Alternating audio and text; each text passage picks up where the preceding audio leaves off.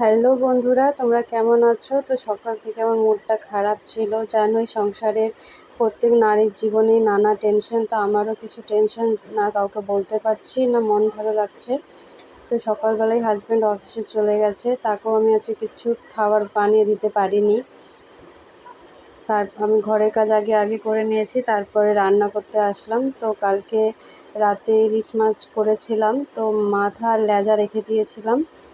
যেহেতু কচু শাক দিয়ে খেতে ভালো লাগে, তো আজকে ভাবলাম এটাই করি রান্না।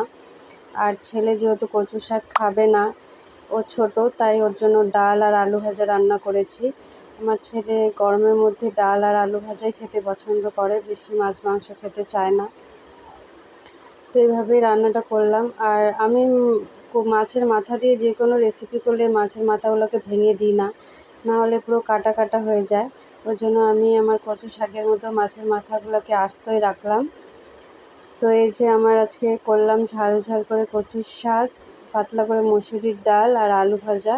এটাই আমার আজকে রেসিপি। তো গরমের মধ্যে আজকে অবস্থা খারাপ, আর আমার ছেলের শরীরটাও ভালো না। হঠাৎ করে আজকেও সকালবেলা একটু জ্বর আসছিলো, তাই ওকে আমি ওর স্কুলে পাঠাইনি। বাট পাশেরই প্রাইমারি স্কুলেও আমি ওর নাম লিখিয়ে রেখেছি। তো প্রাইমারি স্কুলে আজকে শিক্ষক দিবস পালন হচ্ছিল, যেহেতু কালকে ছুটি দিবে, ওই জন্য আজকে ওখানে পাঠালাম। প্রাইমারি স্কুলের টিচারগুলো ওকে খুব আদর করে। আমার মনে হয় হয়তো আমরা সময়ের সাথে চলার জন্য প্রত্যেকটা বাচ্চাকেই প্রাইভেট স্কুলে পাঠাই, ইংলিশটা বেশি করে শেখানোর জন্য।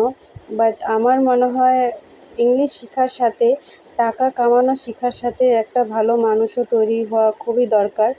তো আমি যা ব্যবহার দেখেছি প্রাইভেট স্কুলে, বা আমরাও যে প্রাইমারি স্কুলে সরকারি স্কুলে পড়ে এসেছি, তো হয়তো পয়সা ইনকামের ক্ষেত্রে বা ইংলিশ বলার ক্ষেত্রে পিছিয়ে থাকলেও তারা মানুষের মতন মানুষ হয়।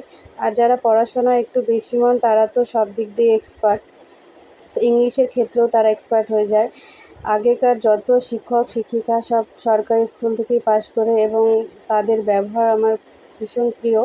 বাট তাও আমাদেরকে প্রাইভেট স্কুলে পাঠাতেই হয় বাচ্চাদেরকে। তো আমার সব কাজ শেষ করে স্নান করে আমি পুজো দিয়ে নিচ্ছি, যেহেতু আজকে বৃহস্পতিবার।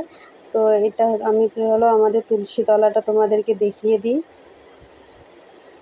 আর এখানে আমাদের বাড়ির পুচকুটা খেলে, তো জায়গা কম হওয়ার দরুন আমাদেরকে ছোট্ট করে তুলসী আসনটা করা হয়েছে। আর এই যে পুচকুটা খেলে বলে শিব ঠাকুরটাকে এলোমেলো করে রেখে দিয়েছে। তো আমরা সবাই এখানেই পুজো দিই তুলসী মাকে।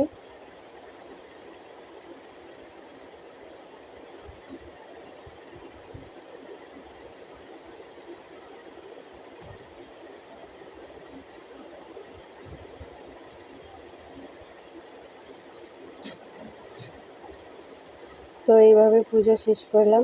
আজকে আমি এখনও পার্লারে যাইনি, আজকে ভাবছি একটু লেট করেই যাব, যেহেতু এখন কাস্টমারও কম পুজোর সামনে, তাই হয়তো সবাই ভাবছে যে পুজোতেই করবে। তো আজকে বাড়িতে একটু রেস্ট করছি। তো এখন স্নান করে রেডি হয়ে যাব ছেলেকে আনতে। এখন প্রায় 1:45 বেজে গেছে। তো আজকের জন্য এতটুকুই। সবাই ভালো থেকো, সুস্থ থেকো।